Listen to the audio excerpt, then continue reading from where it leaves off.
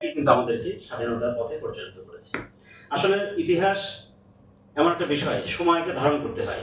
যখন যেটার প্রয়োজন, সময়ের প্রয়োজনে আমরা বিভিন্ন রূপ ধারণ করি। ৭১ ওই যুদ্ধ প্রয়োজন ছিল, আমরা করেছি, স্বাধীন হয়েছি। তারপরে দরকার ছিল দেশ গঠনের। সেই দেশ গঠন যখন হয় নাই, বিভিন্ন রকম রেজিম পরিবর্তন হয়েছে, ক্ষমতার পরিবর্তন হয়েছে। সেই একই সূত্র ধরে আমাদের ২০২৪ আগস্টেও কিন্তু এই যে নির্যাতন নিপীড়নের একটা মাত্রায় শেষ করে এসে এখানে একটা নতুন করে আন্দোলন হয়, একটা সরকারের পতন ঘটে। এখন আমি যতই বলি এখানে অমুক দেশের ইন্ধন ছিল, তমুক দেশের ইন্ধন ছিল, এই কথা সব যুদ্ধের ক্ষেত্রে প্রযোজ্য। কোনো কোনো দেশের, কোনো কোনো বিদেশি বাহিনীর একটা প্রচ্ছন্ন প্রভাব থাকে।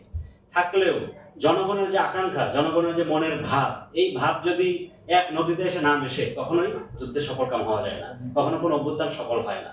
যুগে যুগে যত অভ্যুত্থান সফল হয়েছে, বুঝবেন জনগণের সেখানে স্বতঃস্ফূর্ত অংশগ্রহণ ছিল। আমাদের এই ২৫শে মার্চে যদি কালরাত না ঘটতো, এই রাত্রে যদি আমাদের দেশের জনতা শহীদ না হইতো, তাহলে আমরা স্বাধীন হতে পারতাম না। আমরা আসলে তাদের এই অবদানকে সশ্রদ্ধ চিত্তে স্মরণ করতেই হবে। তাদের আত্মার যে বলিদান, যে ত্যাগ, এটাকে আমরা যদি আমাদের ধর্মের দিক দিয়ে বলি, আল্লাহ যেন শহীদ হিসেবে কবুল করে নেন। অন্য ধর্মের যদি বলি, তাদের যেরকম বিশ্বাস, সেই বিশ্বাস অনুযায়ী তাদেরকে, তাদের সৃষ্টিকর্তা সেভাবে তাদেরকে প্রতিদান দিক, সেই কামনা করে আমি এখানে বক্তব্য শেষ করছি। ধন্যবাদ সবাইকে।